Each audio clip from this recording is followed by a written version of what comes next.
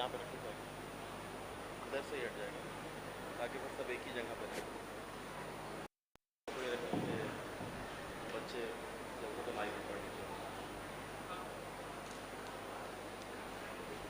इब्तिदा है हुसैन के गम की, पहली तारीख है मुहर्रम की, आके मजलिस में फातिमा जहरा सुन रही हैं सदाएं मातम की। अजीज़ान गिरामी सलामुन अलैकुम। जैसा कि आप तमामी हजरात को इल्म है कि आज आगाज़ मजलिस 10:30 बजे होगा और ये सिलसिला 6 मुहर्रम तक यूं ही चलेगा। 7 मुहर्रम को और 8 मुहर्रम को मजलिस 11 बजे और 9 मुहर्रम को 11:30 बजे, जो केस हुसैनिया का हमेशा दस्तूर रहा है। मजलिस को हस्ब दस्तूर आफ्ताब शरीयत आली जनाब मौलाना सैयद कल्ब जवाद साहब क़िबला खिताब फरमाएंगे। मैं गुजारिश हूँ कारी मासूम लखनवी साहब से कि वो आएँ और तिलावत कलाम पाक से मजलिस का आगाज़ करें। एक बावाज़ बुलंद नारा सल्लल्लाहु।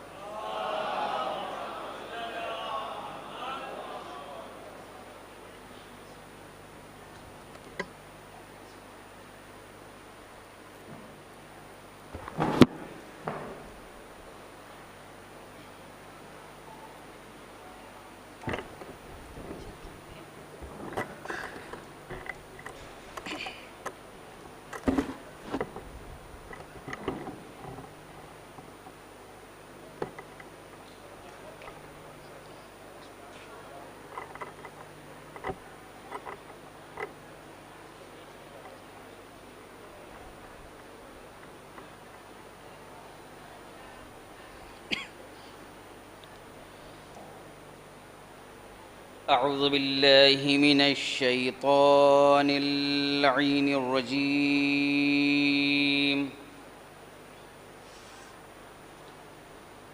بسم الله الرحمن الرحيم.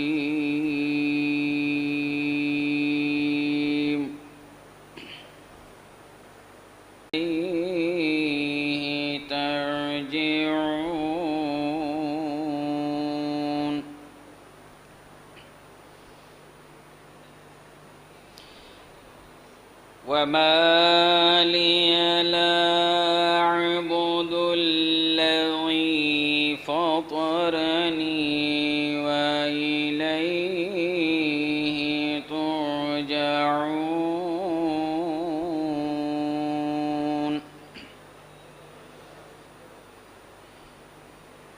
أأتخذ من دونه آلهة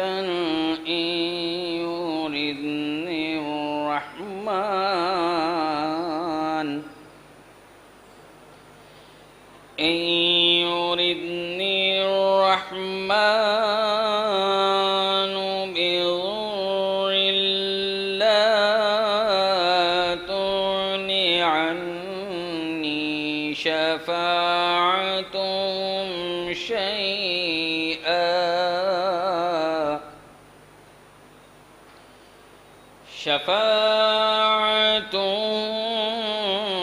شيئا ولا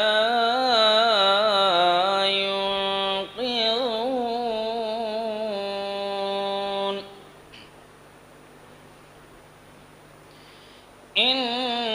إني آمنت بربكم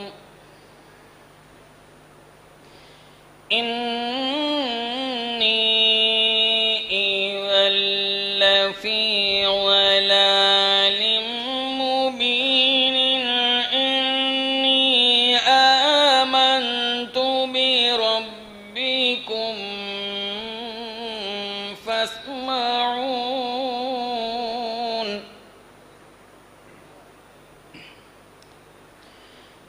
قيل ادخل الجنة قال يا ليت قومي يعلمون.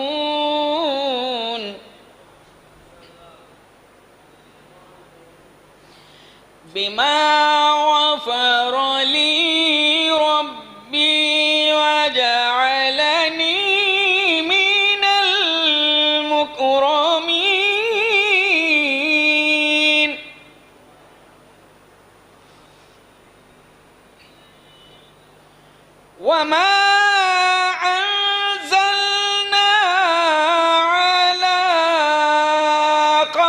قومه من بعده من جند من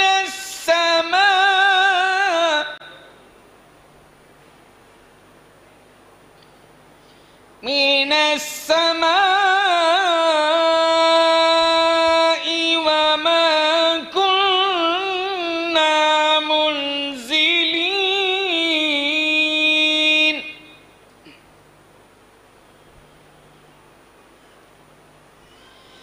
إن كانت إلا صيحة واحدة فإذا هم خامدون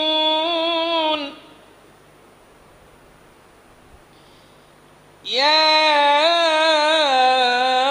حسرة على العباد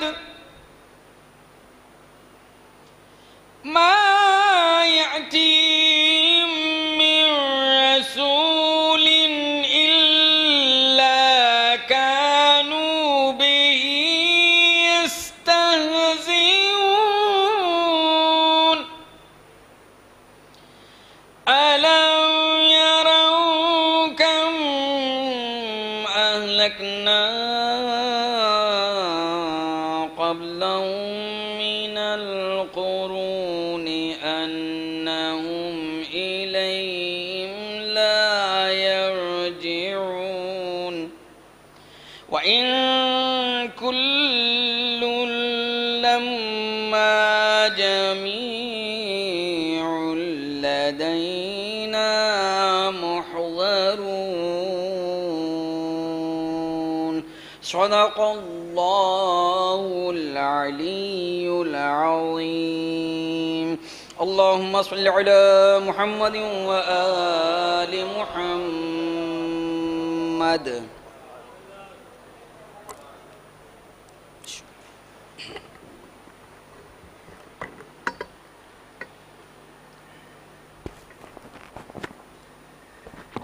جو لائیو ٹیلی کاسٹ کر رہے ہیں، میری آپ لوگوں سے گزارش ہے کہ اس بات کا خیال ضرور رکھیں کہ جو لوگ پیچھے بیٹھے ہوں ان کو یہاں امام باڑے کی طرف یا ممبر کی طرف دیکھنے میں کوئی دشواری نہ ہو. اس طرح سے اس کو آپ آرگنائز کریے تاکہ کسی کو کوئی پریشانی بھی نہ ہو، آپ کو بھی کوئی پریشانی نہ ہو. اور اب آپ کے سامنے نذرانہ عقیدت پیش کریں گے جناب، بلکہ سلمہ وفا عباس سلمہ، اور اس کے بعد پھر وہ شعراء کرام کے جنہوں نے نام لکھا ہے. ایک باواز بلند نعرہ صلوات.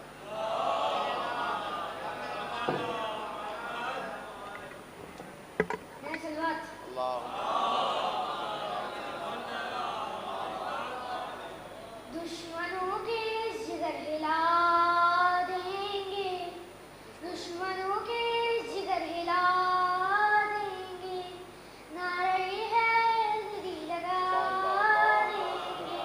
پاک ہوگا رگوں میں جس کا لہو، یا علی علی صدا دیں گے. نعرہ حیدری.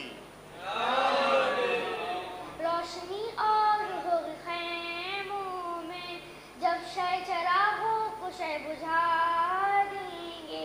روشنی اور ہوگی خیموں میں، جب چراغوں کو شے بجھا دیں گے. ان سے بچنا ہے جے ثقیف آئی، آگ پانی میں جو لگا دیں گے. وہ مولا سے کہا یس غر نے تیری اوقات ہم بتا دیں گے. کہا مرحب سے میرے مولا نے. اللہم صلی اللہ محمد وعلی محمد.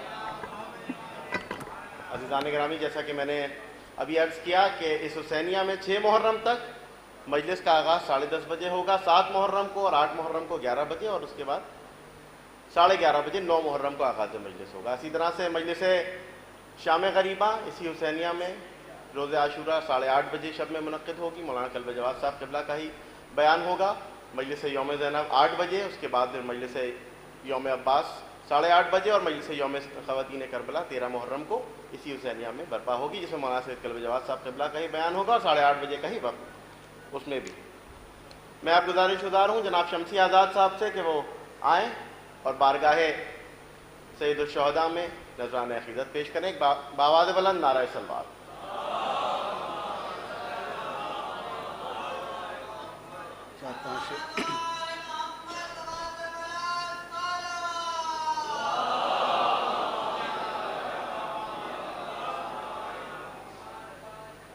دی سکینہ نے صدا دشت میں بابا بابا جلد آؤ کہ جلا جاتا ہے خیمہ بابا. میں وطن جاؤں گی ملنے کے لیے دادی سے. میں وطن جاؤں گی ملنے کے لیے دادی سے.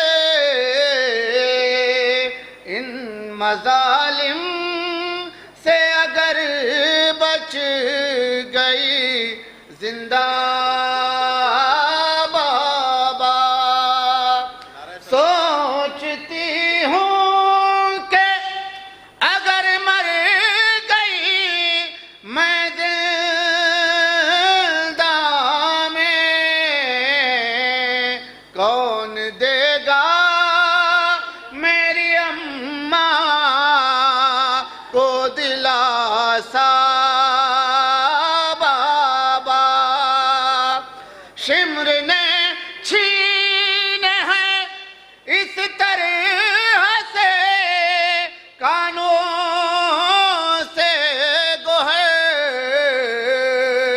اب بھی جاری ہے میرے خون کا قطرہ بابا. جب بھی پڑھتے ہیں تماچے میرے رخساروں پر میرے اموں کا تڑپ جاتا ہے لاشا بابا. دی سکینہ شمر نے چھینے ہیں اس طرح سے کانوں سے گوہر اب بھی جاری ہے میرے خون کا قطرہ بابا. حضرات جناب تشریف لا چکے ہیں. میں بہت ادب و احترام کے ساتھ گزارش گزار ہوں آفتاب شریعت علی جناب مولانا سید قلب جواد صاحب قبلہ سے کہ وہ رونق افروز ممبر ہوں اور مجلس کو خطاب کریں. ایک بآواز بلند نعرہ صلوات.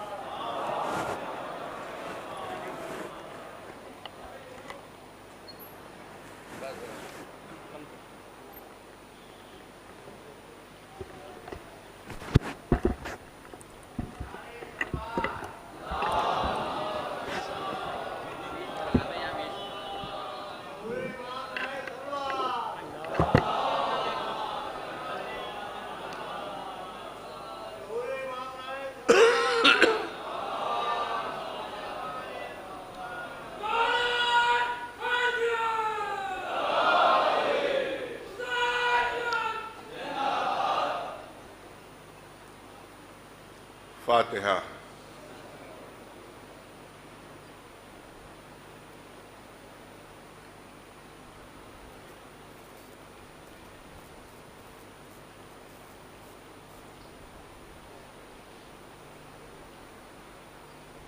اعوذ باللہ السمیع العلیم من الشیطان اللعین الرجیم، بسم اللہ الرحمن الرحیم، الحمد للہ رب العالمین، والصلاة والسلام علی سید الانبیاء والمرسلین، سیدنا و نبینا و شفیع المذنبین ابی القاسم محمد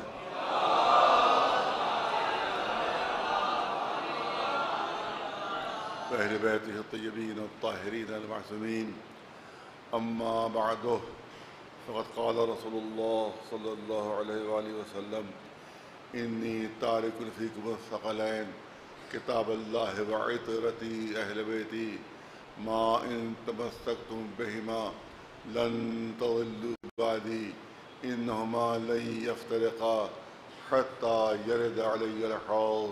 صلوات بھیجے پر محمد وآل محمد۔ پہلے تو سورہ فاتحہ کی التماس ہے کہ اس حسینی افراماب کے بانی آیت اللہ العظمیٰ سید دلدار علی افراماب علیہ الرحمہ ان کے اثر ثواب کے لیے، اور میرے جد امجد جنہیں ان کے ذریعے سے یہ عشر مجالس شروع ہوا ہے،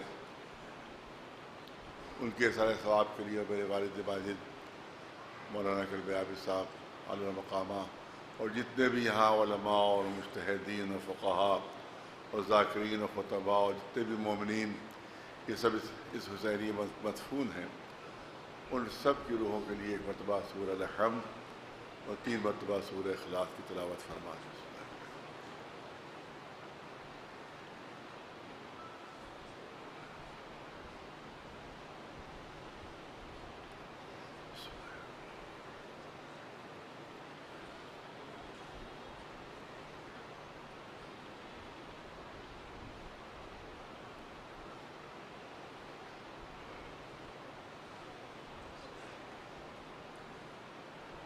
کل کی مختصر مجلس میں کیونکہ یہاں اس حسینیے کا انداز یہ ہے کہ 29 کے حساب سے یہاں مجلسیں شروع ہو جاتی ہیں، چاہے وہ چاند ہوا ہو یا چاند نہ ہوا ہو، کیونکہ بزرگوں سے یہ معلوم ہوا ہے کہ ایک مرتبہ 30 کے حساب سے مجلسیں شروع ہو گئی، یہاں چاند کی تصدیق نہیں ہوئی، بہت پہلے کی بات ہے، 60-70 سال پہلے کی بات ہے، اور اس زمانے میں نہ ٹیلی فون تھا، نہ کوئی ٹی وی، نہ کوئی ایسا کوئی ذریعہ، تو 2-3 دن بعد معلوم ہوا کہ نہیں 29 کی رویت ہوئی ہے، تو 29 کے حساب سے مانا گیا، تو ایک مجلس کم ہو گئی تھی عشرے میں، جس کی وجہ سے میرے جد امجد مولانا کلب حسین صاحب اعلیٰ المقامہ نے طے کیا کہ بھائی 29 کے حساب سے یہاں مجلسیں شروع ہو جائیں گی، اور چاہے وہ رویت کا حساب ہو چاہے نہ ہو،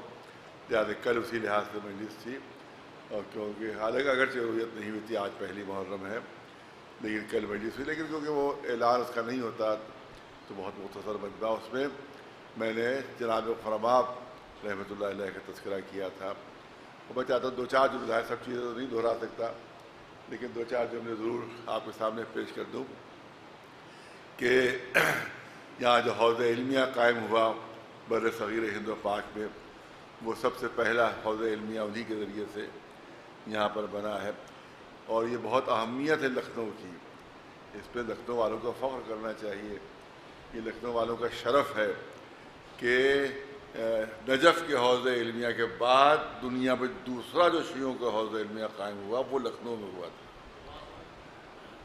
اور جو قم آج بہت مشہور ہے جو حوض علمیہ، وہ لکھنؤ کے تاریخی لحاظ سے دیکھ رہا ہے، بات اہمیت کی نہیں ہو رہی ہے، بات تاریخی ہو رہی ہے، کہ تاریخی لحاظ سے دیکھا جائے تو حوض علمیہ قم بعد میں ہے، اور لکھنؤ کا حوضہ وہاں سے پہلے یہاں قائم ہو چکا تھا، اور اس زمانے میں کیونکہ شیعہ علماء موجود نہیں تھے، تو لہٰذا اکیلے تنہا جناب فرمان جو تھے وہ اس حوض علمیہ کے بانی تھے، اور انہی کے سینکڑوں ان کے جو شاگرد تھے اور پورے ہندوستان میں پھیلے اور شیعت کی تبلیغ ہوئی، اور صحیح معنوں میں جو شیعہ مذہب پھیلا ہے وہ جناب غفار مآب کے ذریعے ہی سے پھیلا ہے، کیونکہ پہلے یہاں تقیے میں تھے سب کے سب شیعہ.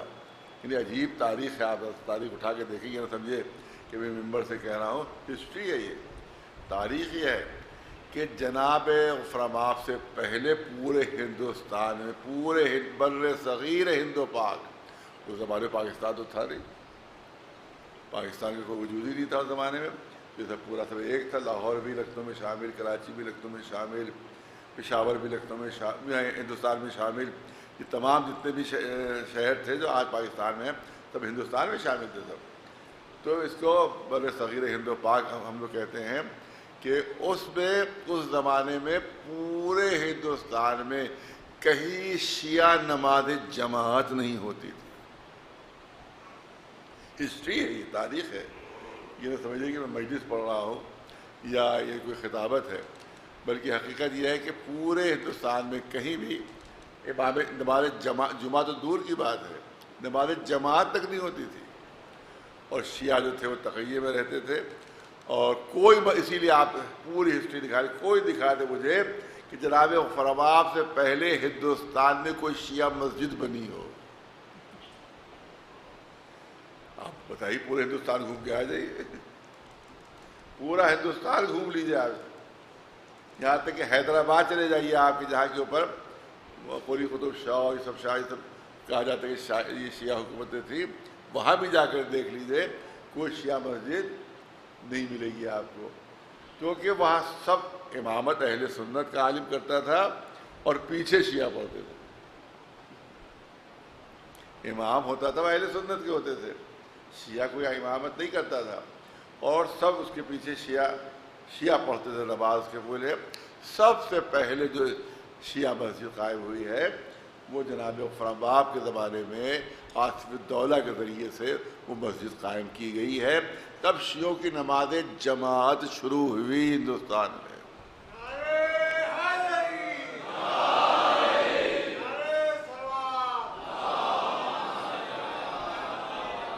تقریباً 200 سوا 200 سال کی ہسٹری ہے. اور اس کے بعد پھر نماز جمعہ شروع ہوئی. اور یہ بھی عجیب چیز ہے، نماز جمعہ اس وقت نہ ایران میں ہوتی تھی نہ عراق میں ہوتی تھی.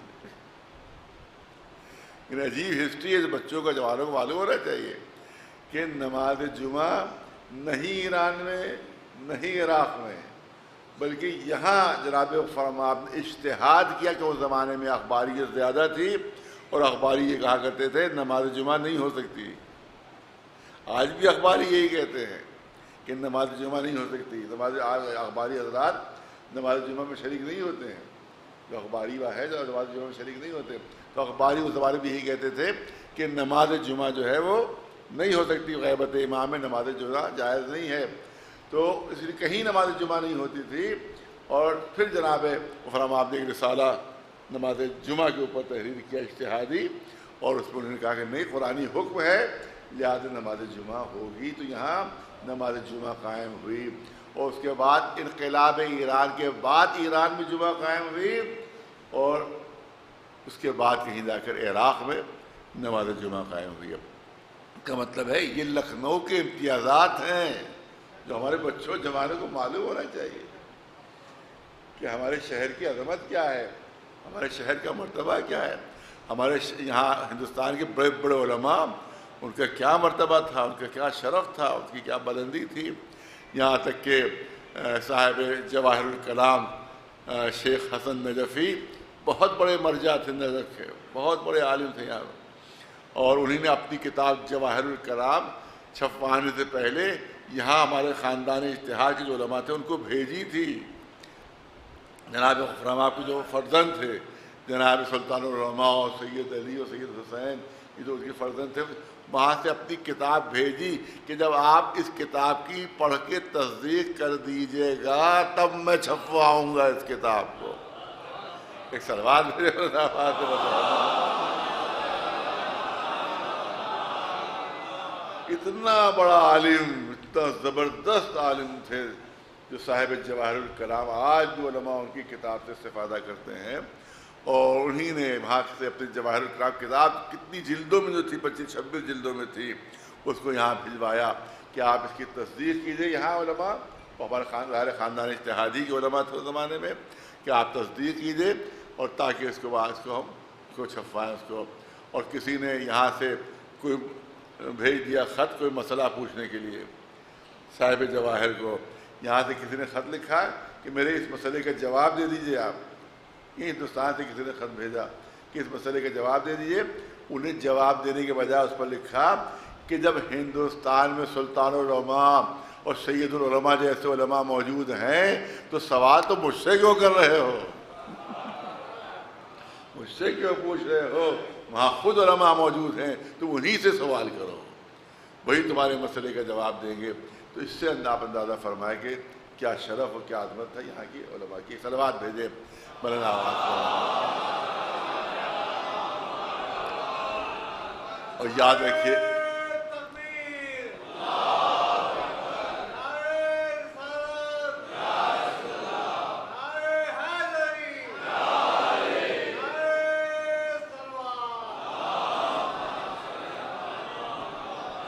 اور یہیں ابھی کچھ دن پہلے علماء کا جلسہ ہوا تھا تو میں نے وہاں پہ جملہ کہہ دیا تھا، اس سے لوگ تھوڑا سا ناراض بھی ہو گئے تھے۔ میں مولوی حضرات مجھ سے تقریباً سبھی لوگ ناراض رہتے ہیں اور مولوی تو سب سے زیادہ ناراض رہتے ہیں مجھ سے۔ میں نے وہاں یہ جملہ کہہ دیا تھا کہ ایک عالم کا مجاہد ہونا ضروری ہے،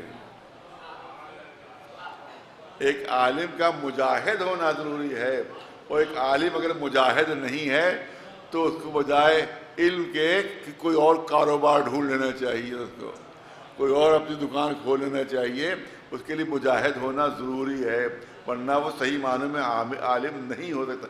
انما یخشی اللہ من عبادہ العلماء، قرآن کہہ رہا ہے کہ علماء جو ہوتے ہیں وہ صرف اللہ سے ڈرتے ہیں اور اللہ کے علاوہ اور کسی سے خوف نہیں کھاتے، اللہ کے علاوہ کسی اور سے نہیں ڈرتے۔ جب جناب افرما یہاں عراق و عراق پیدل گئے تھے، پیدل تشریف لے گئے تھے عراق پڑھنے کے لیے، پیدل تشریف لے گئے تھے وہیں سے ایران، اور کوئی زمانے میں نہ ٹرینیں تھیں نہ بسیں تھیں نہ ہوائی جہاز، کچھ نہیں تھا، 200 سال پہلے کی بات ہو رہی ہے۔ پیدل گئے تھے اور پیدل ہی واپس آئے تھے وہاں سے۔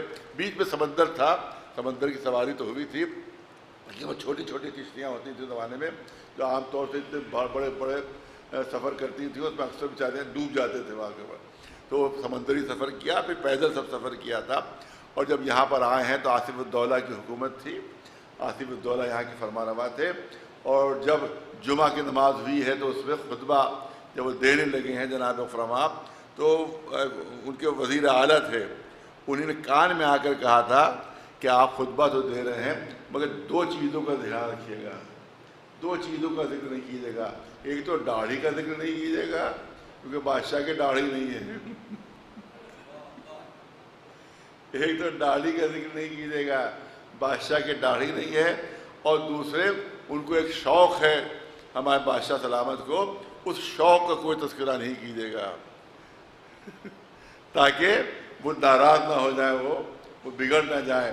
تو جناب فرما خاموش ہے، تو میں تو سمجھتا ہوں شاید ان کے پہلے ذہن میں نہ رہا ہو کہ میں بیان کروں گا، شاید پہلے کوئی اور موضوع رہا ہوگا ذہن میں کہ میں دوسرا موضوع اختیار کروں گا، لیکن اب جو انہوں نے منع کر دیا تو اب جب ممبر میں بیٹھے تو صرف داڑھی رکھنے کی حرمت اور صرف جو ان کو شوق تھا اس کی حرمت بیان کی انہوں نے، اور اس کا اثر یہ ہوا کہ بادشاہ نے داڑھی بھی رکھ لی اور جو اپنا شوق تھا وہ بھی چھوڑ دیا۔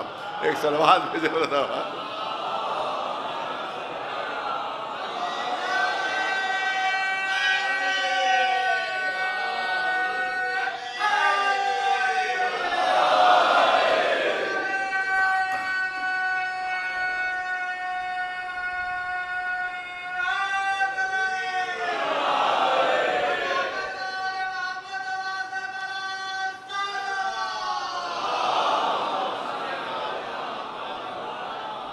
ان کے بیٹے سلطان العلماء سید محمد، ان کے زمانے کا واقعہ ہے کہ اس وقت کے جو بادشاہ تھے، میں نام مجھے یاد نہیں رہا، کوئی جو بادشاہ تھے انہوں نے کوئی فتویٰ مانگا.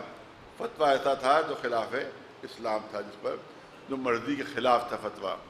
وہ کچھ اور چاہتے تھے اور سلطان العلماء نے فتویٰ کچھ اور دیا. وہ کسی خاتون سے شادی وادی کرنا چاہتے تھے، بہت زیادہ ان کو خاتون سے محبت تھی، لیکن اس سے نکاح جائز نہیں تھا. وہ چاہتے تھے کہ سلطان العلماء اس کو جائز قرار دے دیں تاکہ ان کا نکاح اپنے جس خاتون کو وہ چاہتے ہیں اور پسند کرتے ہیں اس سے نکاح ہو جائے. لیکن فتویٰ دے دیا کہ نہیں، اس سے نکاح نہیں ہو سکتا. اتنا ناراض بادشاہ، اتنا ناراض کہ سپہ سالار کو حکم دے دیا، سردار فوج کو حکم دے دیا کہ ان کے گھر کو توپ سے اڑا دیا جائے، سلطان العلماء کے گھر کو توپ سے اڑا دیا جائے. تو اب وہ جو سپہ سالار اس نے کچھ جواب نہیں دیا اس نے. لیکن جب صبح ہوئی تو اب عجیب منظر نظر آیا کہ ایک توپ کا رخ سلطان العلماء کے گھر کی طرف تھا اور ایک توپ کا رخ بادشاہ کے محل کی طرف تھا. ایک توپ کا رخ جو تھا وہ سلطان العلماء کی طرف تھا، ایک توپ کا رخ بادشاہ کے محل کی طرف. بادشاہ نے گھبرا کر کہا یہ کیا، میں نے تو تمہیں حکم دیا ہے کہ جو مولانا ہیں جنہوں نے فتویٰ دیا ہے ان کے گھر کو اڑا دو، تم نے تو ایک توپ کا رخ میری طرف کر دیا ہے. تو سردار لشکر نے کہا کہ اگر دین کا بادشاہ نہیں رہے گا تو پھر دنیا کا بادشاہ بھی نہیں رہے گا.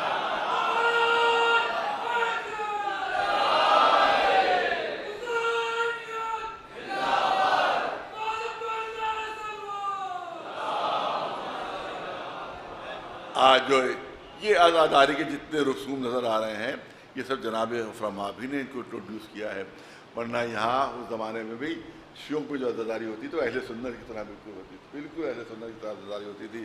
وہی ڈھول تاشے اور وہی سب کچھ آپ جو دیکھتے ہیں وہی سب ہوتا تھا. انہی نے جناب افرما نے آ کر تمام رسوم جیسے ذوالجناح ہے یا یہ تابوت کی شکل صورت ہے، یہ اس طرح کی جو چیزیں ہیں جناب افرما نے ہی یہاں انٹروڈیوس کی تھی جو روح عزاداری کے مطابق ہو، جو جان ہے، جو عزاداری کے مزاج کے مطابق جو چیزیں ہوں وہ انہوں نے انٹروڈیوس کی تھی، جو آج بھی باقی ہیں. اور جہاں جہاں بھی عزاداری ہوتی ہے اور جہاں جہاں بھی اردو دا حضرات ہیں وہاں لکھنؤ کے انداز کی عزاداری ہوتی ہے کہ جس کو انٹروڈیوس کیا تھا جناب غفرما علیہ الرحمٰن نے. صلوات بھیجے محمد اور آخری جملہ کر دوں کہ جتنے بھی خانوادے ہندوستان اور پاکستان میں علمی خانوادے ہیں، سب خانوادے نہیں، علمی خانوادے جتنے بھی ہیں ان کے جو موری سے اعلیٰ ہیں وہ شاگرد ہیں یا جناب افرما آپ کے یا ان کے بیٹوں کے شاگرد. کوئی بھی اب دام دینے کی ضرورت نہیں ہے کہ جو بھی تصور کر لیجیے علمی خانوادہ، یہ خیال ہے کہ خانوادہ علمی ہو، ہر خانوادہ نہیں. جو علمی خانوادے ہیں ان کے جو موری سے اعلیٰ، بنارس میں بہادر موری سے اعلیٰ وہ بھی شاگرد تھے خاندان اجتہاد کے. فیض آباد میں جو علماء ہیں ان کے موری سے اعلیٰ وہ بھی شاگرد تھے. اور ہندوستان میں جتنے بھی خانوادے علمی خانوادے ہیں ان سب کے موری سے اعلیٰ شاگرد ہیں یا جناب افرما آپ کے یا ان کی کسی نہ کسی بیٹے کے. ایک صلوات بھیجو محمد.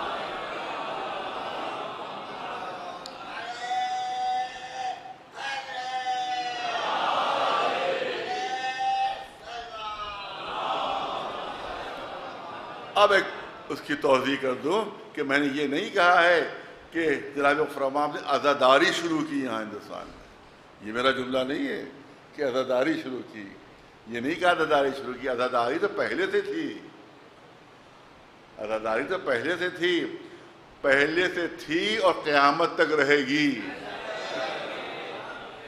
لیکن اس میں کچھ اصلاحات کی تھی انہوں نے. کیا دھیان میں کوئی نگہ صاحب نے کہا کہ عزاداری شروع کی انہوں نے؟ نہیں، عزاداری شروع نہیں کی تھی انہیں، عزاداری تھی مگر اس کے انداز میں تبدیلی کچھ کی تھی، اس کے رسوم اور رواج میں کچھ تبدیلی کی تھی. ورنہ عزاداری تو جب سے شہادت امام حسین ہوئی ہے عزاداری تھی، ہے اور قیامت تک رہے گی، کیونکہ یہ ایک ماں کی دعا کا اثر ہے. یہ عزاداری جو ہے وہ ہمارے ہونے سے، ہمارے کرنے سے نہیں ہوتی ہے یہ، بلکہ یہ مشیت الہیہ کے تحت ہے، یہ وعدہ الہیہ کے تحت ہے. اب جو بھی عزاداری کے مخالف ہیں اور عزاداری کو مٹانا چاہتے ہیں وہ ہم سے نہیں لڑ رہے ہیں. توجہ رہے، جو عزاداری کو مٹانا چاہتے ہیں لاکھ کوشش کر رہے ہیں، بجائے مٹنے کی بڑھ رہی ہے، بجائے ختم ہونے کے اضافہ ہو رہا ہے۔ وہ ہم سے نہیں لڑ رہے ہیں، وہ ہم سے جنگ نہیں کر رہے ہیں۔ ہم نے نہ عزاداری شروع کی ہے، نہ ہم نے وعدہ کیا ہے کہ عزاداری باقی رہے گی۔ جو لڑ رہا ہے وہ اللہ سے لڑ رہا ہے، جو لڑ رہا ہے وہ رسول اللہ سے لڑ رہا ہے۔ ہم شکست کھا سکتے ہیں، نہ اللہ شکست کھا سکتا ہے، نہ رسول اللہ کو ہار ہو سکتی ہے۔ لہذا ہمیشہ مٹانے والے مٹتے رہیں گے، عزاداری باقی رہے گی۔ ایک سلوات بھیجو۔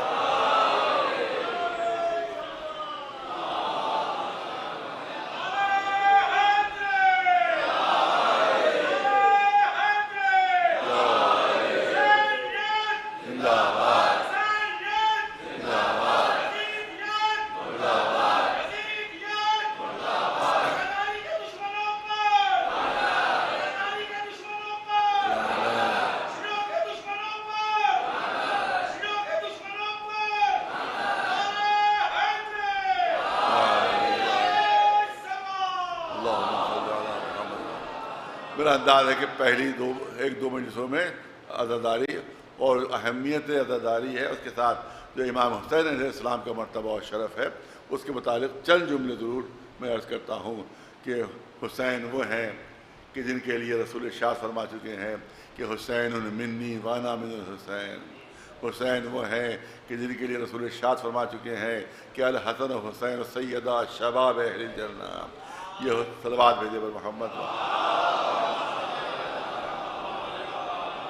یہ حسین وہ ہیں کہ جن کے رسول سند دے چکے ہیں ان الحسین مصباح الہدیٰ و سفینۃ النجاہ۔ میرا حسین وہ ہے جو ہدایت کا چراغ ہے، جو ہدایت کا چراغ ہے اور جو نجات کا سفینہ ہے۔ رسول اللہ امام حسین کو سند دے رہے ہیں کہ ہدایت کا چراغ ہے۔ میں نے کسی مجلس میں عرض کیا تھا کہ مجھے یہ بتائیے کہ روشنی کس میں زیادہ ہوتی ہے، سورج میں روشنی زیادہ ہوتی ہے یا چراغ میں روشنی زیادہ ہوتی ہے؟ چاند میں روشنی زیادہ ہوتی ہے، بہت توجہ رہے، چاند میں روشنی زیادہ ہوتی ہے یا چراغ میں روشنی زیادہ ہوتی ہے؟ اگر امام حسین کو کوئی خطاب دینا تھا رسول اللہ کو تو کہنا چاہیے تھا کہ ہدایت کا سورج ہے، یہ کہنا چاہیے تھا کہ یہ ہدایت کا چاند ہے، یہ قمر ہدایت ہے۔ نہ ہدایت کا سورج کہا، نہ ہدایت کا چاند کہا، بلکہ فرمایا یہ ہدایت کے چراغ ہیں۔ اندر حسینہ مصباح الہدیٰ، ہدایت کا چراغ ہے۔ مصلحت کیا ہے اس میں؟ توجہ رہے۔ ہاں، سورج میں بڑی روشنی ہوتی ہے مگر ایک سورج سے دوسرا سورج روشن نہیں ہو سکتا۔ چاند میں بڑی چاندنی ہوتی ہے مگر ایک چاند سے دوسرا چاند روشن نہیں ہو سکتا۔ ان کی روشنی اپنے تک محدود رہتی ہے، ان کی چمک اپنے تک محدود رہتی ہے، لیکن یہ چراغ کی خصوصیت ہوتی ہے کہ ایک چراغ سے لاکھوں چراغ جل جاتے ہیں اور اصلی چراغ کی روشنی کم نہیں ہونے پاتی۔ ایک صلوات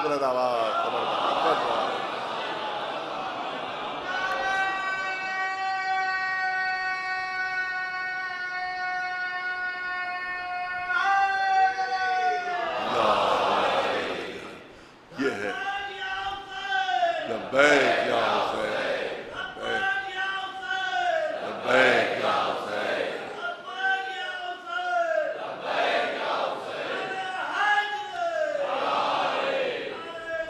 اور ایک چیز کا اعتراف کرنا ہے کہ ایک فضیلت ایسی ہے کہ جو میں نے کسی شیعہ کتاب میں نہ دیکھی نہ کسی شیعہ عالم سے سنی۔ ایک اہل سنت عالم نے فضیلت بیان کی ہے جو میں آپ کے سامنے پیش کرنا چاہتا ہوں۔ ایک میں نے نہیں دیکھی، ہو سکتا ہے کسی نے دیکھی ہو، میرا علم محدود ہے، میری نظر بھی محدود ہے، ہو سکتا ہے کسی اور نے دیکھا ہو تو مجھے بتا دے اور حوالہ دے دے، لیکن میری نظر سے نہیں کسی کتاب میں گزرا، نہ کسی عالم نے لکھا نہ کسی نے پڑھا کہ جو اہل سنت، ایک عالم اہل سنت نے ان کی تقریر میں نے بات سنی ہے کہ آج جب جمعے کا خطبہ ہوتا ہے، آپ دیکھا ہوگا جمعے کا جب خطبہ ہوتا ہے، چاہے وہ اہل سنت ہو چاہے وہ شیعہ ہو، تو بیچ میں خطبہ بریک ہو جاتا ہے۔ خطبہ دے کر اس کے بعد خطیب جمعہ جو ہے وہ ممبر پر بیٹھتا ہے، ممبر پر بیٹھتا ہے، اس کے بعد ایک منٹ بیٹھتا ہوگا، 1.5 منٹ بیٹھتا ہوگا، اس کے بعد پھر دوبارہ کھڑے ہو کر وہ خطبہ دینا شروع کر دیتا ہے۔ اس اہل سنت عالم نے کہا کہ شروع میں جب رسول اللہ نے نماز جمعہ شروع کی ہے تو یہ خطبہ مسلسل ہوتا تھا، درمیان میں کوئی بریک نہیں ہوتا تھا، اس میں درمیان میں کوئی گیپ نہیں ہوتا تھا اس میں، بلکہ مسلسل ایک خطبہ ہوتا تھا، ایک خطبہ دیا اور اس کے بعد نماز جمعہ شروع ہو گئی۔ بیچ میں بریک کب سے شروع ہوا، درمیان میں گیپ کب سے شروع ہوا، یہ 2 خطبے کب سے ہو گئے؟ ارے توجہ، یہ 2 خطبے کیسے ہو گئے؟ اس عالم اہل سنت نے کہا کہ یاد ہے اس وقت کی جب رسول خطبہ جمعہ دے رہے تھے، عام خطبہ نہیں تھا، عام تقریر نہیں تھی کہ خطاب کر رہے ہیں مسلمانوں کو جیسے خطبہ دیا کرتے تھے، نہیں، نماز جمعہ کا خطبہ تھا، نماز جمعہ کا خطبہ تھا، رسول جمعہ کا خطبہ دے رہے ہیں، میں یہاں کے اوپر مجلس پڑھ رہا ہوں، میں سامنے سب کچھ دیکھ رہا ہوں، لیکن جو سن رہے ہیں وہ صرف میری طرف دیکھ رہے ہیں، ان کو نہیں پتا کہ پیچھے کیا واقعہ ہو گیا، ان کو نہیں معلوم کہ پیچھے کیا ہو گیا، میں یہاں سے سب وہاں تک دور تک دیکھ رہا ہوں، وہاں کے اوپر رسول خطبہ دے رہے ہیں، تمام اصحاب کا رخ رسول کی طرف ہے، تمام اصحاب کا رخ علی کی رسول کی طرف ہے، خطبہ دیتے دیتے رسول کی نگاہ پڑی کہ حسین داخل ہو رہے ہیں، حسین داخل ہوئے، میں تو سمجھتا ہوں کہ مشیت الہیہ سے یہ واقعہ ہوا ہے، ورنہ حسین کے قدم جو ہیں وہ بہکنے والے نہیں ہیں، دامن میں پھنسنے والے قدم نہیں ہیں، دیکھا کہ دامن میں قدم پھنسا اور اب حسین گرنے والے ہیں، حسین گرنے والے ہیں، جمعے کا خطبہ رسول نے چھوڑا، جمعے کا خطبہ رسول نے چھوڑا، دوڑ کر آگے بڑھے، اس سے پہلے کہ حسین زمین تک پہنچے، رسول اللہ نے آغوش میں لے لیا، آغوش میں لے کر آئے، ممبر پر بیٹھ گئے، حسین کو اپنی آغوش میں رکھا، ھذا الحسین فاعرفوہ فانصروہ، ارے یہ میرا حسین ہے، اس کی معرفت بھی حاصل کرو اور اس کی مدد بھی کرنا، تو بس جتنی دیر حسین کو رسول نے اپنے زانو پر بٹھائے رکھا تو خطبہ بریک ہو گیا، اس کی یادگار آج تک منائی جاتی ہے۔ ایک صلوات بھیجے مولانا محبت، آج بھی اسی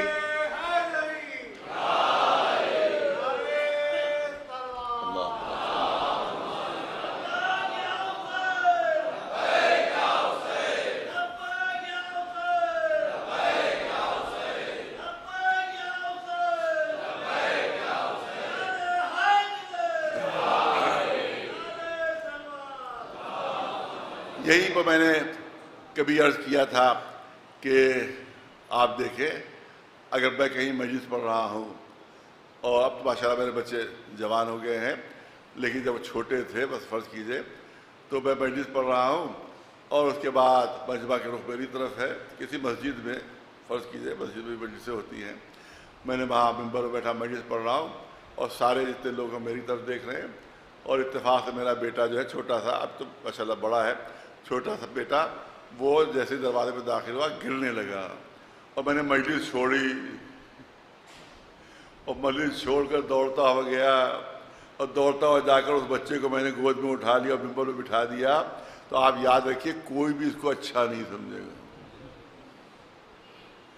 ارے بھائی ایسی بیٹے کی محبت کہ مجلس چھوڑ دی،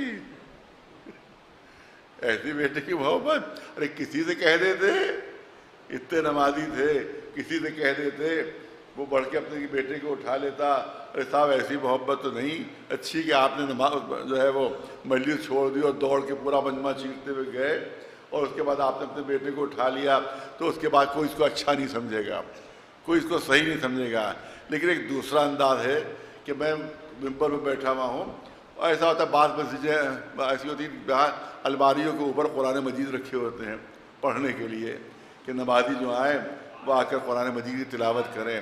میں نے یہ دیکھا کہ ایک کسی سبب سے کسی کا ذرا سا دھکا لگ گیا، کچھ ہو گیا، میں نے دیکھا قرآن جو ہے وہ اوپر سے کھسکا، اور کھسک کے ایسا تھا کہ بس گرنے ہی والا تھا، اور اگر میں کسی نمازی سے کہوں تو جب تک وہ نمازی اٹھے اس وقت وہ قرآن زمین پر گر پڑے گا، تو اس سے پہلے کہ وہ قرآن زمین پر گرے میں نے مجلس چھوڑ دی، دوڑ کر آگے بڑھا اور گرتے ہوئے قرآن کو سنبھال لیا۔ تو اب یاد ہے اب کوئی برا نہیں کہہ سکتا کیونکہ میں نے قرآن گرنے سے بچایا ہے۔ تو رسول اپنے نواسے کے لیے نہیں اٹھے تھے بلکہ قرآن ناطق کو زمین پر گرنے سے بچا رہے تھے۔ ایک صلوات بلند آواز محمد والا۔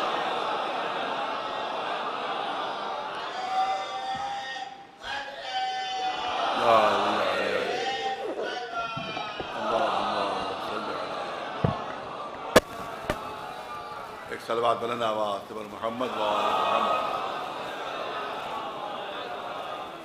اب نمازی کا ذکر آ گیا ہے تو اسی پر 2-3 جملے عرض کر دوں کہ رسول اللہ نماز پڑھ رہے ہیں، بہت مشہور واقعہ سنتے رہتے لیکن اب ذکر آیا تو عرض کروں، اور حالت سجدہ میں ہیں امام حسین۔ آپ دیکھیں کہ شہزادی کا گھر، آپ جو گئے مدینہ منورہ، شہزادی کا گھر ہے، اس کے بعد مسجد ہے، اس کے بعد تھوڑی دور پر پہنچ کر وہاں کے پر وہ محراب ہے جہاں پر رسول اللہ نماز پڑھاتے تھے۔ تو گھر سے اور محراب تک تھوڑا فاصلہ ہے۔ تو جناب امام حسین وہاں سے گھر سے نکلے اور اصحاب کی صفوں کو چیرتے ہوئے گئے، عالم سجدہ میں رسول اللہ ہے اور سجدے میں تھے، ان کی پیٹھ پر جا کر بیٹھ گئے، پیٹھ پر جا کر بیٹھ گئے۔ یہاں پر کبھی کبھی کہا جاتا ہے کہ اس میں کوئی یہ تو بچپنا تھا حسین کا، کیونکہ بچوں کو سواریوں کا بڑا شوق ہوتا ہے۔ باپ کبھی اپنی پیٹھ جھکا دیتا ہے، اس پر بیٹا دندھا سے بیٹھ جاتا ہے، نانا اپنی پیٹھ جھکا دیتا ہے اور اس پر نواسا بیٹھ جاتا ہے۔ تو آس پہ یہ کھیلتے کھیلتے آئے تھے اور وہاں پر دیکھا رسول سجدے میں تو حسین بچپنے میں بیٹھ گئے۔ تو سواریوں پر بیٹھنے کا تو شوق ہوتا، تو میں کہتا ہوں کہ اگر سواری پر بیٹھنے کا شوق ہوتا حسین کو بچپنے میں تو راستے میں بڑی سواریاں موجود تھیں اور بڑی بڑی تیز رفتار سواریاں تھیں، کسی کی پیٹ پر بھی بیٹھ سکتے تھے، لیکن سب سواریوں کو چھوڑتے ہوئے آ کے رسول کی پیٹھ پر آئے۔ اس کا مطلب یہ ہے کہ مشیت کے اشارے پر حسین حرکت کر رہے ہیں، دنیا کو دکھانا ہے کہ مرتبہ حسین کیا ہے، بلندی حسین کیا ہے۔ اب حسین بیٹھے ہیں پشت رسول پر، رسول دیر ہو گئی، رسول برابر سجدے کو طول دے رہے ہیں، سبحان اللہ سبحان اللہ سبحان اللہ۔ اب روایت کہتی ہے یہ بھی سب مصلحت ہے جن کے تحت یہ کام ہو رہا ہے۔ اب رسول نے چاہا کہ اٹھ جائیں اور شہزادے کو ہٹا دیں۔ روایت کہتی ہے کہ اللہ نے فوراً جبریل کو بھیجا، جبریل کو بھیجا، اے جبریل جاؤ میرے حبیب سے کہو کہ جب تک حسین اپنی مرضی سے نہ اترے،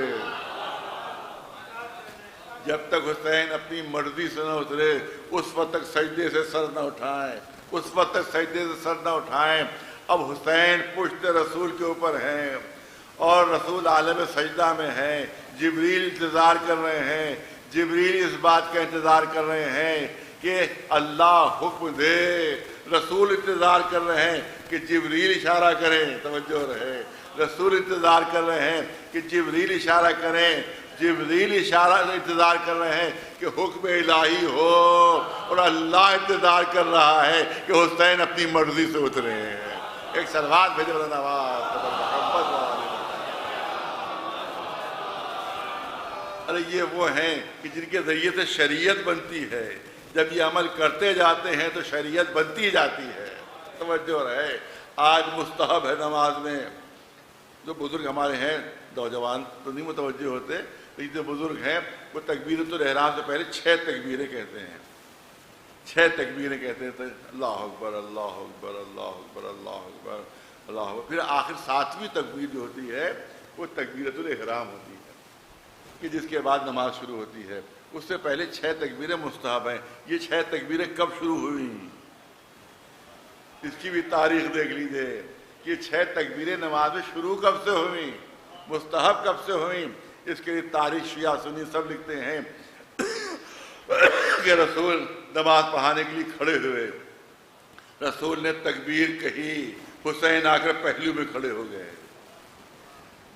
حسین آ کر رسول کے پہلو میں کھڑے ہوئے، رسول نے تکبیر کہی، حسین نے بھی تکبیر کہی، رسول کو اپنے بچے کی تکبیر اتنی پسند آئی کہ رسول نے دوبارہ تکبیر کہی، حسین نے پھر اس تکبیر کو دہرایا، اتنی پسند آئی کہ پھر رسول نے تکبیر کہی۔ رسول چاہتے ہیں کہ بار بار حسین تکبیر کہتے رہے اور میں سنتا رہوں، یہاں تک کہ 6 تکبیریں کہیں، اور آج بھی نماز میں 6 تکبیریں کہنا مستحب ہے، کہ جو عمل حسین ہے، جو سیرت حسین ہے، جو آج بھی شریعت کا جز بنی ہوئی ہے۔ ایک صلوات بھیجو بلند آواز سے، ایک صلوات بلند آواز سے محمد۔ بہرحال انشاءاللہ میری کوشش ہے کہ چند مجلسوں میں جو امام حسین نے جو کربلا میں جو قربانی دی ہے، جس کو کہتے ہیں قیام امام حسینی، وہ انقلاب امام حسینی، میں چاہتا ہوں کہ انشاءاللہ 2-3 مجلسوں میں ان کا ذکر کیا جائے کہ آخر کربلا کے میدان میں امام حسین نے اتنی بڑی قربانی کیوں پیش کی، اتنی زبردست قربانی اپنی کیوں پیش کی، اس کے اسباب اس کے پیچھے ہونا چاہیے، اس کے لیے پیچھے کوئی فلسفہ ہونا چاہیے، اس کے پیچھے کوئی منطق ہونا چاہیے۔ اتنی بڑی قربانی کہ ایک بچہ ذبح ہو گیا، اتنی بڑی قربانی کہ خیمے جلا دیے گئے، اتنی بڑی قربانی جب بیویاں جن کی آواز کبھی کسی نامحرم نہیں سنی۔ حقیقت یہی ہے، نہیں کوئی نہیں کہ یہ نہیں ہے کہ کوئی ذاکری خطابت ہے، نہیں، حقیقت ہے جو آپ کے سامنے پیش کر رہا ہوں۔ ایک ہمسایہ تھا جو مولا علی کے گھر کے قریب دیوار سے دیوار ملی ہوئی تھی، ایک طرف وہ ہمسایہ رہتا تھا، ایک طرف مولا علی کا پورا خاندان رہتا تھا۔ 20 سال وہ ہمسایہ رہا، 20 سال مولا علی کے گھر کا ہمسایہ رہا۔ اس نے گواہی دی کہ 20 سال تک میں نے کسی بھی خاتون کی آواز نہیں سنی، 20 سال تک کسی خاتون کی آواز نہیں سنی جو برابر سے ایک دیوار بیچ رہتا ہے۔ اس نے 20 سال تک بیویوں کی آواز نہیں سنی، اور یہی بیویاں بازو میں رسیاں بندھی ہیں، یہی بیویاں بازار کوفہ میں ہیں، یہی بیویاں بازار شام میں ہیں۔ تو کون سی مصیبت اسلام پر پڑی تھی کہ حسین کو اتنی بڑی قربانیاں دینا پڑ گئی؟ جناب علی اکبر کے سینے پر برچھی، قاسم زندگی میں پامال ہو گئے، جناب عباس کے دونوں بازو قلم ہو گئے۔ صرف یہی نہیں بلکہ ننھے سے علی اصغر کے گلے پر 3 بھار کا تیر لگا، حسین کی آغوش میں 3 دن کی بھوک اور پیاس سے سارے بچے تڑپ رہے ہیں۔ آخر کیا بات تھی جو اتنی بڑی قربانی؟ کیا سبب تھا؟ اس کے پیچھے فلسفہ کیا تھا؟ انشاءاللہ اس سلسلے میں گفتگو تھوڑی سی ہو گئی، لیکن آج دن وہ ہے اور آج کا طریقہ وہ یہاں کا یہی ہے کہ ایک شہید کا ذکر کیا جاتا ہے، اور شہید وہ ہے جو تمہید کربلا ہے، جو جیسے قرآن مجید میں بسم اللہ الرحمن الرحیم سے قرآن شروع ہوا ہے، تو یہ شہادت وہ ہے کہ جس سے قرآن کربلا شروع ہوا ہے۔ وہ کون ہے؟ وہ ہے جناب مسلم۔ میں چاہتا ہوں، میں نے اس لیے ابھی شروع کر دیا ہے، میں چاہتا ہوں کہ جناب مسلم کا تھوڑا سا تفصیلی ذکر ہو جائے، ورنہ بہت مختصر سی شہادت ان کی پڑھی جاتی ہے، لیکن میں چاہتا ہوں تھوڑا سا تفصیلی 10 منٹ اتنی بڑی قربانی دینا جس کو اکیلے بھیجا ہے۔ آپ تصور کیجئے کہ جہاں لاکھوں کی آبادی ہو، اس میں کتنا مرتبہ تھا امام حسین کی نگاہوں میں جناب مسلم کا، کہ تمام دشمنوں کے نرغے میں جن کی لاکھوں کی تعداد تھی، حسین نے اکیلا بھیجا جناب مسلم، اور اس کے بعد سند دے دی کہ جو آ رہے ہیں یہ میرے ثقہ بھی ہیں اور میرے معتمد بھی ہیں، نائب بن کر، سفیر بن کر یہ جناب مسلم کوفے میں تشریف لائے ہیں، اور سند دی ہے کہ معتمدی و ثقتی، کتنی بڑی سند، امام معصوم سند دے رہا ہے کہ یہ میرے قابل اعتماد ہیں اور یہ میرے ثقہ ہیں۔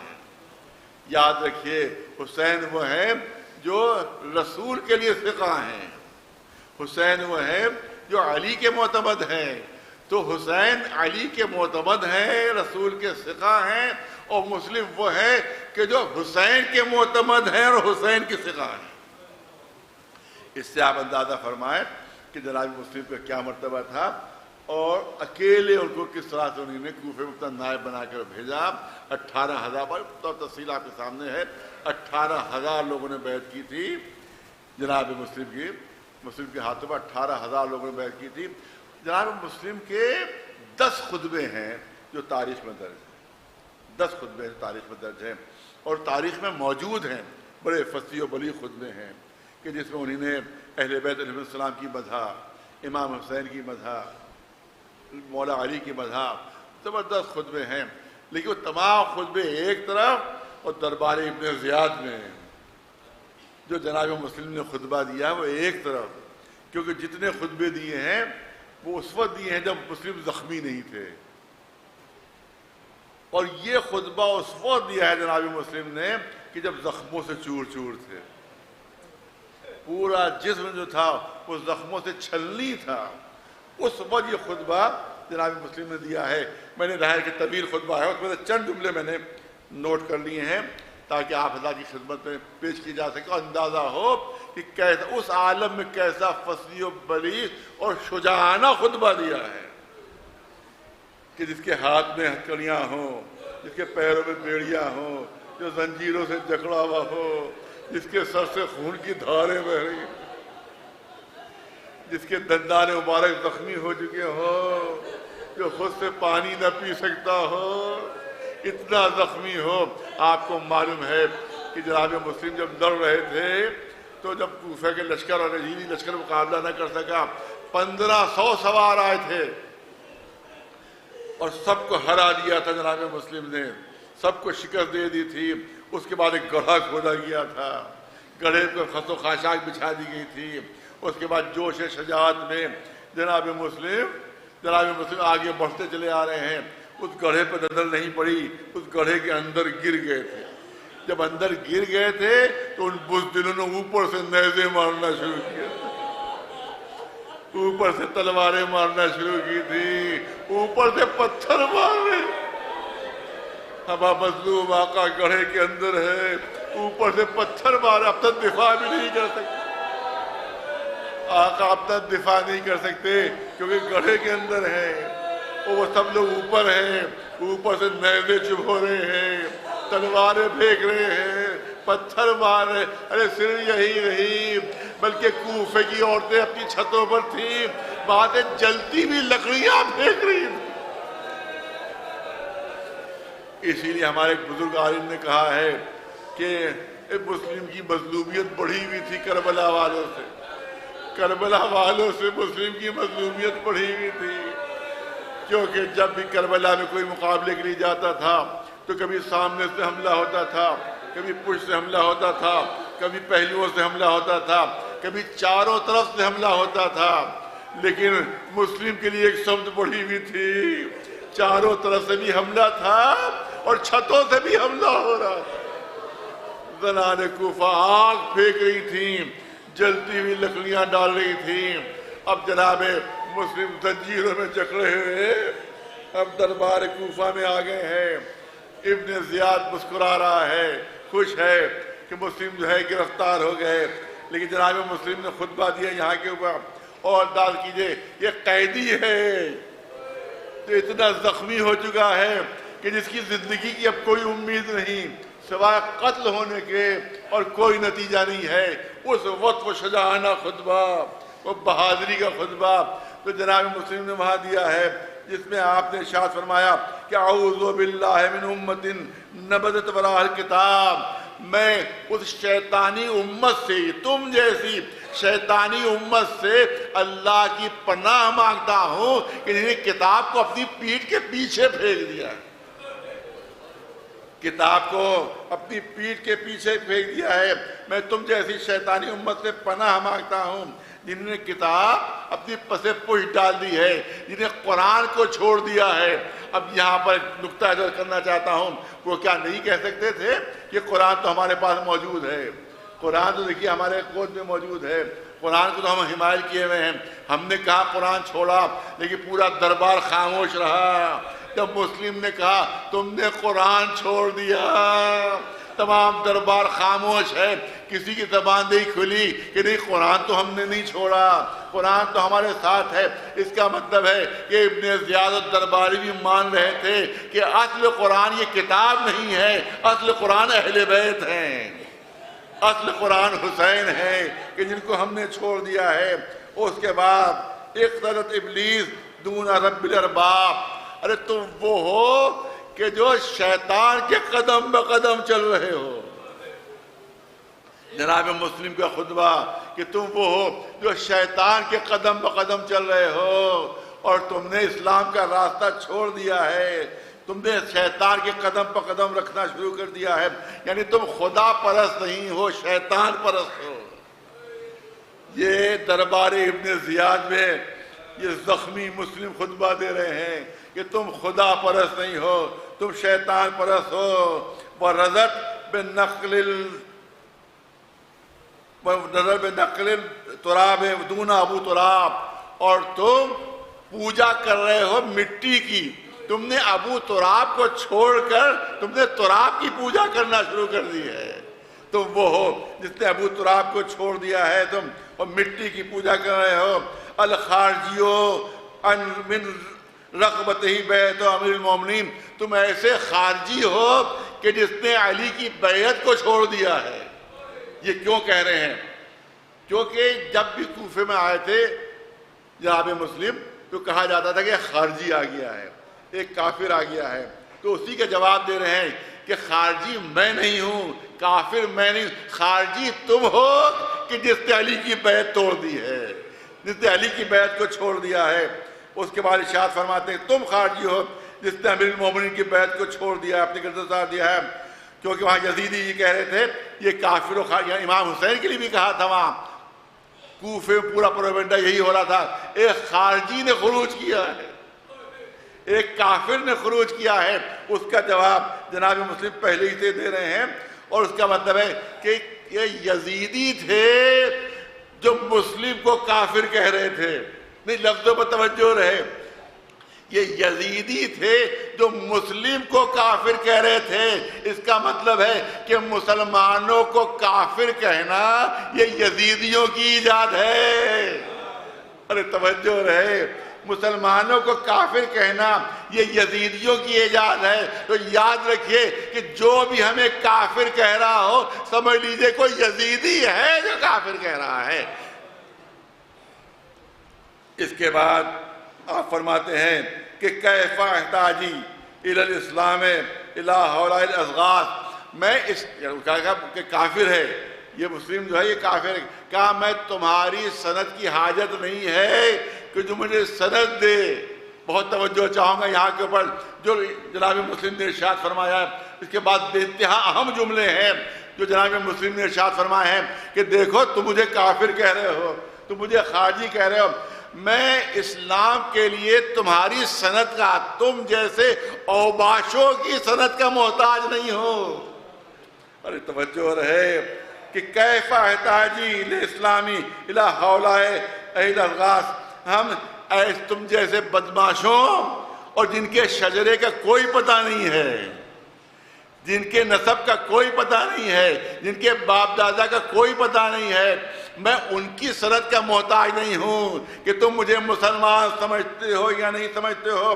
اب سنیے کہ قد سمانی مسلم رسول اللہ قبل ولادتی، اب جناب مسلم اپنا شرف بیان کر رہے ہیں، جناب مسلم اپنا مرتبہ بیان کر رہے ہیں کہ تم مجھے کافر کہہ رہے ہو، تم مجھے خارجی کہہ رہے ہو، میں تمہارے جیسے بدماشوں کی اور شیطانوں کی سند کا محتاج نہیں، میں وہ ہوں جس کا نام میری ولادت سے پہلے رسول نے مسلم رکھا تھا۔ یہ ہے جناب مسلم کا مرتبہ۔ جناب مسلم اپنے خطبے میں کہہ رہے ہیں کہ میں وہ ہوں کہ قد سمانی رسول اللہ قبل ولادتی والشاہد علی بالاسلام قبل ان اشہد له بالرسالہ۔ پوری توجہ چاہوں گا، میں وہ ہوں کہ رسول نے میری ولادت سے پہلے میرا نام مسلم رکھ دیا تھا، رسول اللہ نے پیشین گوئی فرمائی تھی جناب عقیل سے کہ آپ کا ایک بیٹا ہوگا جو کربلا کے میدان میں میرے حسین کا نائب بنے گا. میں اس کا نام بتا رہا ہوں, اس کا نام مسلم رکھنا, اس کا نام مسلم رکھنا. تو یہ مسلم نام جو دیا ہے وہ رسول اللہ نے دیا ہے, جو رسول اللہ نے. اور میں نے اس وقت مجھے مسلمان رسول نے بہت توجہ رہے جناب مسلم کے جملوں پر کہ اس وقت رسول اللہ نے مجھے مسلم ہونے کی سند دی ہے جب تک میں نے رسول کا کلمہ بھی نہیں پڑھا تھا. پیدا ہی نہیں ہوئے تھے, وہ دنیا میں آئے نہیں تھے, کلمہ نہیں پڑھا تھا. اس وقت رسول جو ہے وہ اسلام کی سند دے رہے ہیں. ما کان جدی ابو طالب. اب سنیے, اگر میرے جد ابو طالب نہ ہوتے تو رسول کی کوئی حفاظت کرنے والا نہیں تھا. میرے جد ابو طالب نے رسول کی حفاظت کی. جب تک وہ حیات رہے تم ان کا کچھ نہیں بگاڑ سکے, اور جب تک میرے چچا اور میرے امیر علی رہے تم رسول کا بال بھی بیکا نہیں کر سکے. یہ ہے جناب مسلم کا خطبہ. اور اس کے بعد گرفتار کر کے لائے گئے ہیں, اور اس کے بعد کہا کہ دیکھو تم نے مجھے گرفتار, تم نے مجھے شکست نہیں دی ہے, تمہارے لشکر نے مجھے شکست نہیں دی ہے, بلکہ تم نے مجھے دھوکے سے گرفتار کیا ہے. آخری جملہ سن لیجیے, تم نے مجھے, اب دیکھا گڑھا کھودا تھا, اس پہ جناب مسلم گر گئے تھے, اس کے بعد زخمی کر کے ان کو گرفتار کیا تھا. اب جملے سنیے جناب مسلم کے. جناب مسلم فرما رہے ہیں کہ تم نے مجھے شکست نہیں دی, تم مجھے شکست نہیں دے سکے, بلکہ دھوکے سے مجھے پکڑا ہے, مجھے دھوکے سے گرفتار کیا. جناب مسلم کہتے ہیں کہ اگر سامنے آ کر مقابلہ کرتے تو میں سارے کوفے کو ایک ایک کر کے تہ تیغ کر دیتا, سارے کوفے کو ایک ایک کر کے تہ تیغ کر دیتا, اور تمہارا شجرہ خبیثہ ہمیشہ کے لیے کوفے کی زمین میں دفن ہو جاتا, دنیا میں تمہارا کوئی نام لینے والا نہ ہوتا. یہ ہے مسلم جو اس عالم میں خطبہ دے رہے ہیں کہ جب زنجیروں میں جکڑے ہوئے ہیں, جب سر سے خون بہ رہا ہے. جناب مسلم نے فرمایا کوئی ہے جو مجھے پانی پلا دے, کوئی ہے جو مجھے پانی پلا دے. انکار ہوا, اے مسلم تم پیاسے مر جاؤ گے, اے مسلم تمہیں کوئی پانی نہیں دے گا. ایک شخص کو رحم آتا ہے, اس نے اپنے غلام سے کہا جاؤ اور مسلم کو پانی پلا دو. جناب مسلم کے لیے وہ ایک جام آب لے کر آیا. روایت کہتی ہے کہ جیسے ہی پانی پینا چاہا سر سے خون کی دھار بہ رہی تھی. وہ خون جو تھا وہ پانی میں شامل ہوا. جناب مسلم نے وہ پانی پھینک دیا, دوبارہ پھر جام آب بھر کر دیا گیا. جیسے پینا چاہا, روایت کہتی ہے دندان مبارک زخمی تھے, وہ پانی میں گر گئے. پانی پھینکا اور زبان پر آیا انا للہ و انا الیہ راجعون. شاید میری قسمت میں پانی پینا نہیں. یہاں پر والد مرحوم فرمایا کرتے تھے اے مسلم بڑا اچھا ہوا تم آخر وقت پانی نہیں پی سکے. اے مسلم بڑا اچھا ہوا تم آخر وقت پانی نہ پی سکے, پیاسے دنیا سے چلے گئے. اگر تم نے پانی پی لیا ہوتا تو شاید میدان حشر میں سکینہ تمہارا دامن تھام لیتی. اے چچا آپ کو آخر وقت پانی مل گیا, مگر میرا دھندا ذالیت ہے, بجائے پانی کے 3 بھال کے تیر, اور میرا بابا آخر وقت تک پانی ہوئے مگر اس کو پیاسا دبا کر دیا گیا. ہاں زیادہ مجلس کا وقت ختم ہو رہا ہے.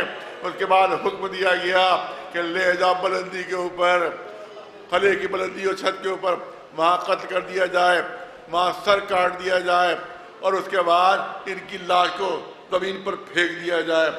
جب بلندی پر قلعے کی پہنچے تو پورا کوفہ نگاہوں کے سامنے تھا جناب مسلم کے. دیکھا بازار سجے ہوئے ہیں, عید کا دن قریب ہے, باپ اپنے بچوں کو لیے ہوئے خریداری کے لیے آ رہے ہیں.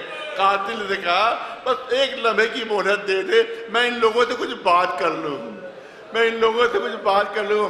پکار کر چھت سے کہا اے کوفے والوں دیکھو مجھے قتل کیا جا رہا ہے, مجھے نہیں معلوم کہ میرے بچے کہاں ہیں، مجھے نہیں معلوم کہ بچے کدھر ہیں۔ اگر تم میں سے کوئی کسی کو میرا بچہ نظر آ جائے تو میں وصیت کرتا ہوں اس سے بتانا نہیں کہ تمہارا باپ مارا گیا۔ میرے بچوں سے نہ بتا دینا کہ تمہارا بابا قتل ہو گیا، تمہارا بابا مارا گیا، ان کو برداشت نہیں ہوگا۔ ہاں عزیزانو، روایت کہتی ہے کہ قاتل نے تلوار چلانا چاہی مگر تلوار ہاتھ سے چھوٹ گئی، پھر تلوار چلانا چاہی پھر تلوار ہاتھ سے چھوٹ گئی۔ آخر میں اس نے کہا کہ کسی دوسرے جلاد کو بلا لو، میں مسلم کو قتل نہیں کر سکتا۔ ابن زیاد آیا، آخر کیا بات ہے؟ ارے تجھ کو اتنے پیسے ملتے ہیں تو قتل سے انکار کیوں کر رہا ہوں؟ کہا میں کیا کروں، جب بھی میں تلوار چلانا چاہتا ہوں میں دیکھتا ہوں سامنے رسول اللہ، ارے اپنے سر کے بالوں کو پکڑے ہوئے، میرے مسلم نے تیری کیا خطا کی، میرے مسلم نے تیری کیا خطا کی ہے؟ دوسرا جلاد لایا جاتا ہے، یہاں کے اوپر امام حسین انتظار کر رہے ہیں کہ شاید کوئی خبر آ جائے۔ اب تفصیلی مسائل کا موقع نہیں، شاید کوئی خبر آ جائے، شاید کوئی خبر آ جائے۔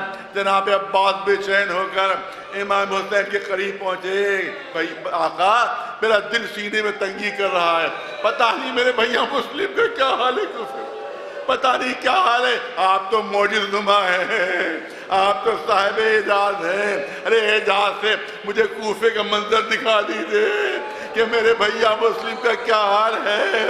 آقا آ کر کہا امام حسین نے، اے عباس قریب آ جا۔ جناب عباس قریب آئے، اپنی 2 انگلیاں بلند کی کہ اس کے درمیان دیکھو کہ کیا نظر آ رہا ہے، کیا آقا کوفہ نظر آ رہا ہے، کیا اور غور کرو کیا نظر آ رہا ہے، کیا ابن زیاد کا محل نظر آ رہا ہے، کیا آئے عباس اور غور کرو اب کیا نظر آ رہا ہے، کیا کوفے اس قلعے کی چھت پر کوئی مظلوم ہے جس کے سر پر قاتل تلوار لیے کھڑا ہوا ہے، کہ اے عباس یہ تمہارا بھائی مسلم ہے، یہ تمہارا بھائی مسلم ہے، اس کی گردن کٹنے والی ہے، تلوار چلنے والی ہے۔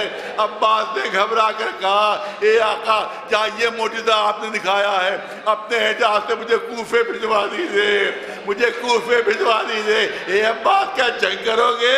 کہا نہیں آقا جنگ کی تو اجازت آپ نے نہیں دی ہے، جنگ نہیں کروں گا بلکہ کوفے کی دیوار کے نیچے کھڑا ہو جاؤں گا، قلعے کی دیوار کے نیچے کھڑا ہو جاؤں گا۔ ارے اتنی اونچائی سے جب میرے بھائی کا جسم زمین پر گرے گا تو جسم کا کیا عالم ہوگا، مجھے جلدی سے پہنچا دیجئے۔ اے عباس ذرا نیچے تو نگاہ ڈالو۔ اب جو عباس نے نگاہ ڈالی، ایک برقع پوش بی بی ہاتھ پھیلائے ہوئے، اے مسلم فاطمہ زہرا آ گئی ہے، ارے تمہاری لاش لینے کے لیے، تاکہ زمین پر تمہارا لاش نہ گرا۔ فاطمہ زہرا اپنی آغوش میں لاش لینے آ گئی۔ سَيَعْلَمُ الَّذِينَ ظَلَمُوا أَيَّ مُنقَلَبٍ يَنقَلِبُونَ أَلَا لَعْنَةُ اللَّهِ عَلَى الْقَوْمِ الظَّالِمِينَ۔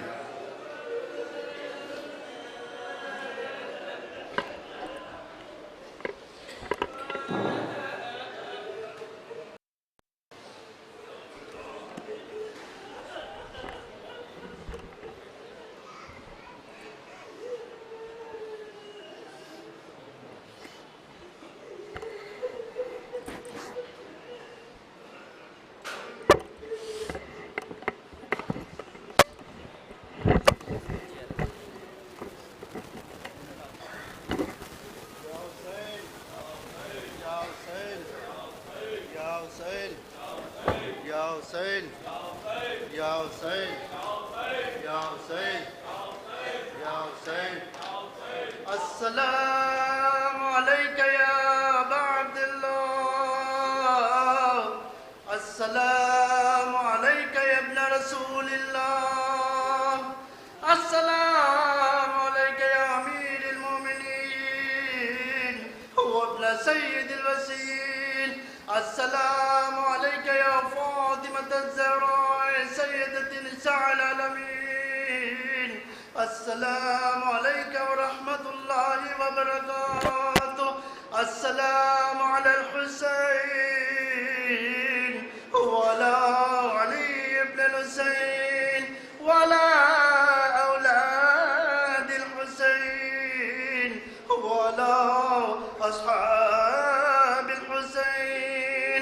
السلام عليك يا صاحب العصر والزمان علمان علمان علمان من فتنة الزمان السلام عليك يا خليفة الرحمن السلام عليك يا شريك القرآن السلام عليك يا مزهر الإيمان السلام عليك يا إمام الإنس والجان السلام عليك يا إمام زماننا هذا عجل الله تعالى فرجك وسهل الله مخرجك وظهورك السلام عليكم ورحمة الله وبركاته.